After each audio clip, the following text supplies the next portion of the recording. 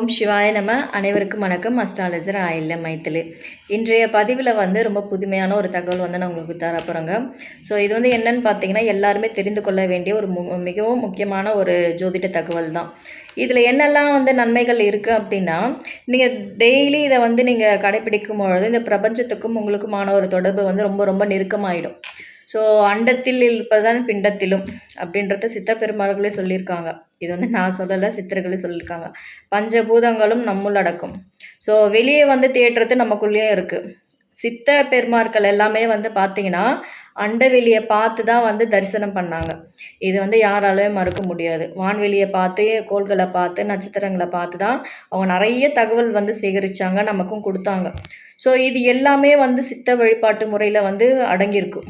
So இதில் என்ன அப்படின்னா, நம்ம வானில் வான்வெளியில் நம்ம நிறைய நட்சத்திரங்கள் பார்ப்போம். இது இரவில் பார்ப்போம். ஸோ அது எல்லாமே நம்ம கண் பார்வைக்கு எவ்வளோ நட்சத்திரம் இருக்குது வானத்தில் அப்படின்னு தான் நம்ம ரசிப்போமே தவிர, அதில் ஒன்று நம்ம பிறந்த நட்சத்திரன்றது நமக்கு தெரியாமல் இருக்கும்.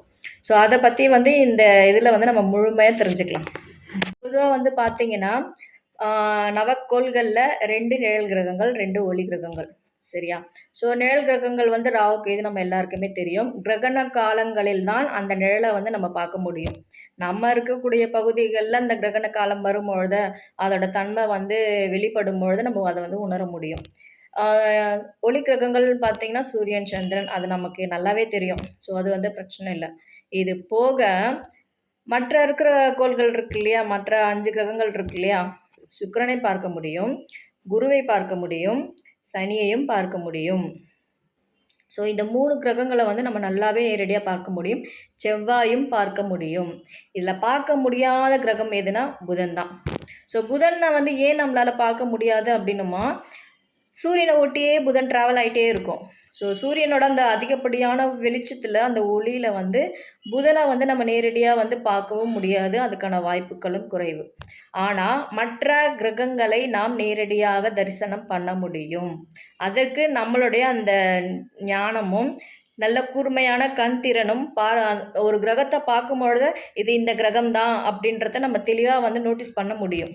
இது எல்லாமே நம்ம டெய்லி வானத்தை நோக்கி நம்ம நட்சத்திரம் தான் இருக்குன்னு நினச்சிட்டு பார்க்குறோம் இல்லையா, அது மட்டும் கிடையாது. நட்சத்திரம் மட்டும் கிடையாது, கிரகங்களும் மேலே தான் இருக்குது. நவ கிரகங்களை நம்ம வான்வெளியில் நோக்கி பார்க்க முடியும்னு சொன்னால், அது எப்படி பார்க்க முடியும் அப்படின்னா, நீங்கள் வசிக்கக்கூடிய இடத்துல மேகமூட்டங்கள் இல்லாமல் இருக்கணும். அது ரொம்ப முக்கியம். மேகமூட்டம் இருந்தால் நம்ம எந்த கிரகத்தையுமே பார்க்க முடியாது, நட்சத்திரமும் நமக்கு தெரியாது. ஸோ அது ரொம்ப முக்கியம். அது போக சூரியன் எந்த ராசி மண்டலத்தில் இருக்குன்றத முதல்ல நீங்கள் செக் பண்ணிக்கோங்க. ஏன்னா சூரியன் தான் பிரதானம், சூரியன் தான் மையம். இப்போ இது கார்த்திகை மாதம், அப்போ சூரியன் கார்த்திகையில் தான் வரும். அது விருச்சிக ராசி. சரிங்களா? ஸோ அதுக்கப்புறம் பார்த்தீங்க அப்படின்னா, சனி கும்பத்தில் இருக்குது. ஸோ சனி கும்பத்தில் இருக்கும் பொழுது சூரியனுக்கு இருக்கக்கூடிய இந்த விருச்சிக ராசி, தனுசு, அதுக்கப்புறம் மகரம், அதுக்கப்புறம் கும்பம். ஸோ இப்படி ஒரு அமைப்பில் தான் அந்த பிரபஞ்சம் பூமி அப்படியே சுழண்டுக்கிட்டே இருக்குது. ஸோ அப்படி இருக்கும் பொழுது இப்போ 6 மணிக்கு காலம்பரை சூரியன் உதயமாகி மறைகிற அந்த நேரத்தில் சூரியன் மேற்கு திசை நோக்கி மறையுது. ஸோ அப்படி மறையும் பொழுது நம்மளுடைய ஒரு 10 மணி போல் நீங்கள் பார்த்தீங்க அப்படின்னா, இரவு ஒரு 10 மணி போல் நீங்கள் பார்க்கும்பொழுது உங்களுடைய கண் பார்வைக்கு சனிக்கோள் தெரியும். இது கரெக்டாக நீங்கள் நோட்டீஸ் பண்ணணும். இது இந்த ராசி மண்டலம் அப்படின்றது. இதில் என்ன ஒரு பியூட்டி அப்படின்னா, சந்திரன் இப்போது சதயத்தில் கடக்குறதுன்னு நினச்சிங்களேன், அந்த டைமில் நீங்கள் ஈஸியாக இதுதான் சனின்றது கரெக்டாக நீங்கள் பிடிச்சிடலாம். அதே போல் சந்திரன் இப்போ குருவோட சேருது. அதாவது ரிஷப ராசியில் குரு இருக்குது. ரிஷப ராசியில் குரு இருக்கும்பொழுது சந்திரன் அதில் ட்ராவல் ஆகிட்டுருக்கு அப்படின்னா, குருவை நல்லா தெளிவாக பார்க்கலாம். ஸோ குருவை ரொம்ப ரொம்ப தெளிவாக பார்க்கலாம். இப்போ இருக்கிற இந்த காலகட்டத்தில் இன்றைய நிலவரப்படி 9:30 மணிக்கு நீங்கள் குருவை வான்வெளியில் பார்க்கலாம். நீங்கள் வசிக்கக்கூடிய இடத்துல மேகமூட்டங்கள் இல்லாமல் இருக்கும் பொழுது 9 மணிக்கு மேலே நீங்கள் குருவை தாராளமாக பார்க்கலாம். அதாவது எப்படி தெரியும்னா, ஒரு நல்ல பளிச்சின மஞ்சள் நிறத்தில் தெரியும். ஸோ அது நட்சத்திரம் கிடையாது, அவர் தான் குரு. நீங்கள் நல்லா இன்னும் கொஞ்சம் உங்களுடைய ஹை பவரை நல்லா ஷார்ப் பண்ணி பார்த்தீங்கன்னா, அந்த பிளானட்டை சுழல்றதை உங்களால் நல்லா அப்சர்வ் பண்ணி பார்க்க முடியும். அதுக்கு தெளிவான கண் பார்வை இருக்க வேண்டும். அதாவது அந்த கிரகங்கள பார்த்து நம்ம ஐடென்டிஃபை பண்ற பார்வை வந்து நமக்கு ரொம்ப ஷார்ப்பா இருக்கும். அது நீங்க ஒரு முறை பார்க்கும்பொழுது உங்களுக்கு அவ்வளவா வந்து தெரியாமல் இருக்கலாம். நீங்க டெய்லி வந்து நீங்க வான்வெளிய நோக்கி நோக்கி பார்த்துக்கிட்டே இருக்கும் பொழுது, இதோட மகத்துவமும், தன்மையும் உங்களுக்கு புலப்படும். இது போக நீங்க ஈஸியா ஒரு கிரகத்த வந்து இதுதான் இந்த கிரகம் அப்படின்றத நீங்க எப்படி ஈஸியா ஐடென்டிஃபை பண்ண முடியும் அப்படின்னா, சந்திரன். சந்திரன் வந்து எந்தெந்த ராசியில வந்து கிடக்குதோ, எந்த நட்சத்திரத்தில வந்து கிடக்குதோ, அதுதான் அந்த நாளுடைய நட்சத்திரமா இருக்கும். ஸோ நீங்க ஒரு நாள் முழுக்குமே வந்து சந்திரன் வந்து நீங்க இரவுல தான் பார்க்க முடியும். அப்போ வந்து நீங்க இந்த நான் சொல்லக்கூடிய இந்த நட்சத்திரம்லாம் நீங்க சூரியனோட வெளிச்சத்தில பார்க்க முடியாது. இரவுல தான் பார்க்க முடியும். ஸோ அப்போ நீங்க நைட்டு ஃபுல்லா நீங்க டைம் கிடைக்கும்போது, இல்ல இதுக்குன்னு கண்டுபிடிக்கிறதுக்கு உங்களுடைய நேரத்த ஒதுக்கி வான்வெளியே நீங்க பார்த்துட்டு இருக்கும்பொழுது, ஜோதிடம் எந்த அளவுக்கு சூப்பரும் அருமைன்றத உங்களால வந்து உணர முடியும். ஏன்னா இது எல்லாமே வான்வெளிய நோக்கி பார்க்கும்பொழுது தான், அதோட மகத்துவம் என்ன அப்படின்றத நம்மளால ஈஸியா உணர முடியும். இது போக வந்து 27 நட்சத்திரத்திலேயே வந்து குறிப்பிட்ட சில நட்சத்திரங்கள் தான் அதோட வடிவிலேயே நம்ம பார்வைக்கு ரொம்ப எளிமையா தெரியும். அதாவது அது இந்தந்த நட்சத்திரம் அப்படின்றத நம்ம வந்து கரெக்ட்டா சொல்லலாம். பொதுவா வந்து பார்த்தீங்கன்னா, ரிஷப ராசியில இருக்கக்கூடிய கிருத்திகை, ரோகிணி ரொம்ப அருமையா தெரியும் அந்த நட்சத்திரம். அந்த சிம்பல்லேயே அந்த ரோகிணியோட அந்த சிம்பல்லேயே வந்து நீங்க ஈஸியா பார்க்கலாம். நம்ம வான்வெளியில சாதாரணமா பார்ப்போம். ப்ளஸ் மாரி ஒரு நட்சத்திரம் இருக்கும். அதுக்கப்புறம் வி ஷேப்ல ஒரு நட்சத்திரம் இருக்கும். ஆனா நம்ம பார்க்கும்பொழுது, ஏதோ ஒரு நட்சத்திரம் பாரு இந்த ஷேப்ல இருக்குன்னு நம்ம சொல்லுவோம். ஆனா அது வந்து நம்ம நமக்கு தெரியாது இது ரோகிணி, இது கிருத்திகைன்னு. ஆனா அந்த கேலண்டர்ல வரும்பொழுது நீங்க பாருங்க, கார்த்திகை நட்சத்திரம் வரும்போது பாருங்க, ரோகிணி நட்சத்திரம் வரும்போது பாருங்க, அந்த நட்சத்திர வடிவத்திலேயே மேல நம்ம பார்வைக்கு தெரியும். இது போக நம்ம எல்லாருமே பார்க்கக்கூடிய ஒரு நட்சத்திரங்க வானத்துல, திருவாதிரை. அது வந்து இந்த திருவாதிரை வந்து எப்படி பார்த்தீங்கன்னா, 3 நட்சத்திரம் லைனா வரும். 2 பில்லர் மாரி சைடுல 2 நட்சத்திரம் வரும். இது வந்து எல்லாரோட கண் பார்வைக்கும் தெரியும். ஆனா அது திருவாதிரைன்றது நமக்கு தெரியாம இருந்திருக்கும். ஸோ சந்திரன் வந்து அந்த திருவாதிரையை கடக்கிற அந்த காலத்துல வந்து நீங்க அத நோட்டீஸ் பண்ணி பாருங்க. அது வந்து அ எப்படி சொல்றதுன்னா, டைமிங் அதுக்கு ரொம்ப முக்கியம். நீங்க நைட்ல இதெல்லாம் வந்து கண்டுபிடிக்கணும், ஆராய்ச்சி பண்ணணும் அப்படின்னா, உங்களுடைய நேரத்த வந்து நீங்க ஒரு நாள் முழுக்க, இரவு முழுக்க நீங்க அதுக்காக ஒதுக்குற மாரி இருக்கும். அப்படி நீங்க இருக்கும்பொழுது, அந்த சந்திரன் வந்து அப்படியே ஒரு ஒரு ஒரு இதுவா வந்து மாற மாற மாற மாற அதோட நட்சத்திர வடிவம் வந்து அப்படியே சுழலும்போது உங்களுக்கு ஒவ்வொரு நட்சத்திரமா தெரிய வரும். இதுக்கு வந்து முழுக்க முழுக்க உங்களோட நேரத்த ஒதுக்கி, இது இது இந்த நட்சத்திரம் அப்படின்றத ஐடென்டிஃபை பண்ண ஈஸியா பண்ண முடியும். ஸோ நட்சத்திரத்தோட அந்த வடிவமெல்லாம் இருக்கு பார்த்தீங்களா? இப்போ நான் சொன்ன போல, நீங்க கூகுள்லலாம் போட்டு பார்த்தீங்கன்னா அதோட ஷேப் வரும். அதே அமைப்புல தான் வானத்திலயும் இருக்கும். போக நம்ம ராசியோட வடிவம் நான் குறிப்பிட்டிருந்தேன். ராசிக்குன்னு ஒரு சில சிம்பல் இருக்கு இல்லையா? ஸோ ராசியோட சிம்பல்லேயே ரொம்ப பார்க்கும்பொழுதே ரொம்ப எளிமையா தெரியக்கூடிய ஒரு சிம்பல் எதுனா, விருச்சகத்தோட தேள் வடிவம். ஸோ மற்ற வடிவம் எல்லாம் கூட அந்த அளவுக்கு வந்து ரொம்ப ஷார்ப்பா தெரியுமா அப்படின்னா அது தெரியாது. ஆனா விருச்சிக ராசியோட அந்த தேள் வடிவம் வந்து பார்த்தீங்க அப்படின்னா, ரொம்ப ரொம்ப அருமையா தெரியுங்க. அது வந்து நீங்க வானத்தில பார்க்கும்பொழுது உங்களுக்கு சூப்பரா தெரியும். வைகாசி, விசாகம்.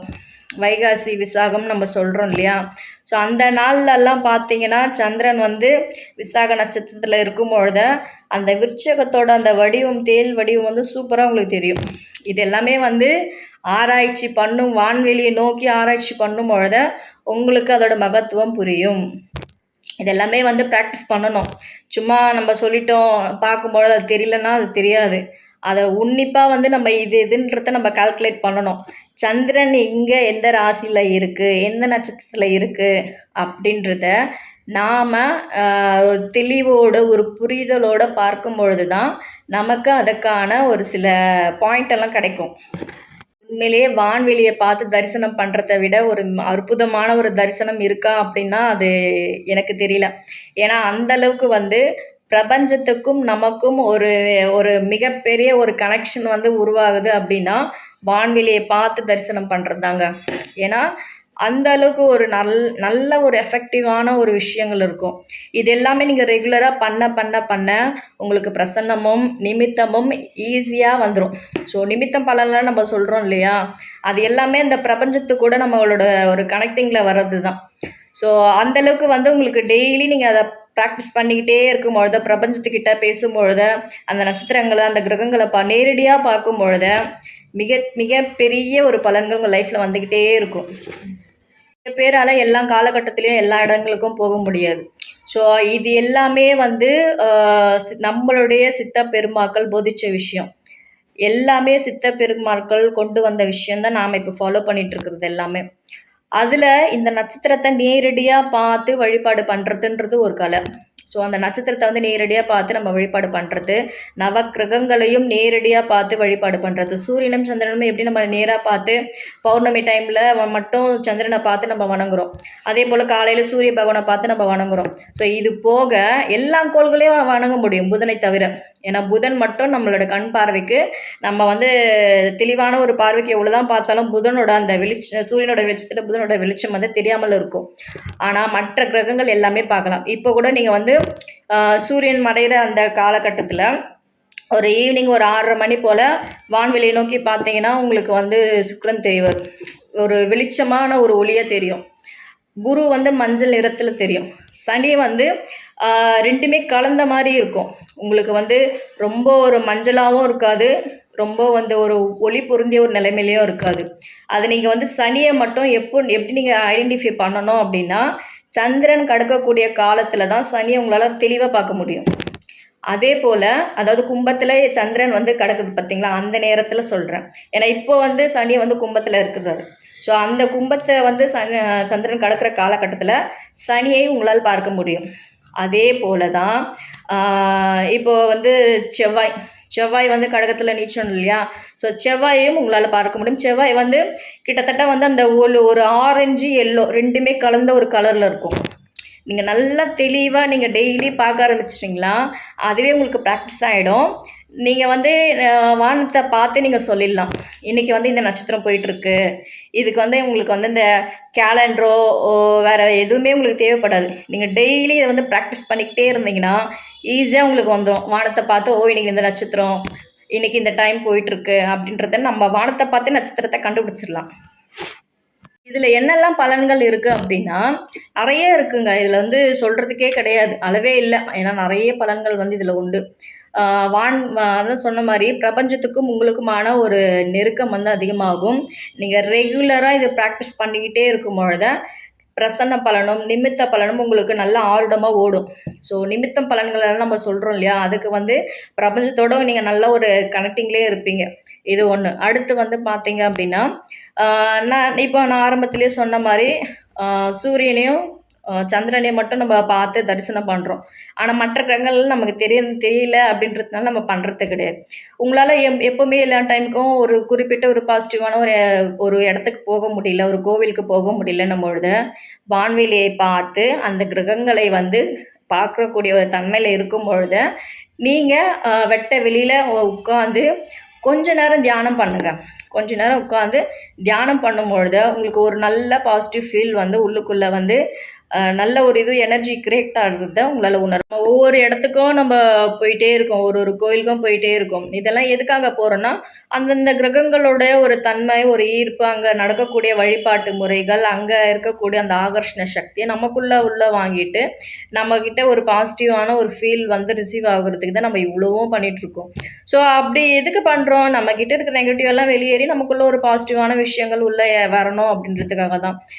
இது போல் வந்து வான்வெளியை நோக்கி நம்ம சில விஷயங்கள் வந்து கற்றுக்கிட்டு அது மூலமாக வந்து நம்ம ப்ராக்டிஸ் பண்ணும் பொழுது, டெய்லி ப்ராக்டிஸ் இது போல் விஷயங்களை வந்து பின்பற்றும் பொழுது நம்மளோட எண்ணங்கள் சீர்படும், நம்மளோட புத்தி வந்து தெளிவடையும், மனசுக்கு வந்து ஒரு ரொம்ப சாந்தமான ஒரு தன்மை வந்து உண்டாகிடுங்க. யார் என்ன சொன்னாலும் நம்மளுடைய அந்த இயல்பான ஒரு மனநிலை இருக்குது பாருங்கள், அது நம்மளை அழகாக வழி நடத்திக்கிட்டே போகும். ஸோ அந்த அளவுக்கான ஒரு நல்ல பாசிட்டிவான ஃபீல் எல்லாம் உங்களுக்கு கிடைக்கும். தகவல் எல்லாம் உங்களுக்கு ரொம்ப பயனுள்ளதாக இருக்கும்னு நம்புகிறேன்.